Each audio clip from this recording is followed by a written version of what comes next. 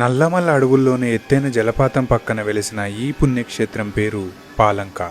దక్షయజ్ఞ సమయంలో మహాశివుడి కోపం నుంచి ఉద్భవించిన వీరభద్రుడు ఇక్కడ కొలువై ఉన్నాడు. కేవలం సంవత్సరంలో ఒక్కరోజు మాత్రమే ఓపెన్ ఉండే ఈ టెంపుల్ ని చేరుకోవాలంటే సాహసమే చేయాలి. ఆంధ్రప్రదేశ్ ప్రకాశం జిల్లా ఎర్రగొండపాలెం నుంచి ఇలా జీప్స్ లో 50 కిలోమీటర్లు చెక్ పోస్టులు దాటుకుంటూ టైగర్ జోన్ లో ట్రావెల్ చేయాలి. ఇక్కడి నుంచి కష్టమైన దారిలో 3 కిలోమీటర్లు లోయలోకి దిగాలి. ఈ లోయలో ఉన్న నేచర్ మనం పడ్డ కష్టాన్నంతా మర్చిపోయేలా చేస్తుంది. ప్రతి ఏటా తొలి ఏకాదశి రోజు మాత్రమే అనుమతించే ఈ దర్శనాన్ని ఇక్కడి భక్తులు ఎవరూ వదులుకోరు. తొలి ఏకాదశి ముందు రోజే భక్తులు ఇక్కడికి చేరుకొని రాత్రి బస చేస్తారు. ఇక్కడి గిరిజనులే ఈ గుడిలో పూజారులు. ఈ గుడిని ఎక్కువగా సంతానం లేని భార్యాభర్తలు దర్శించుకుంటారు.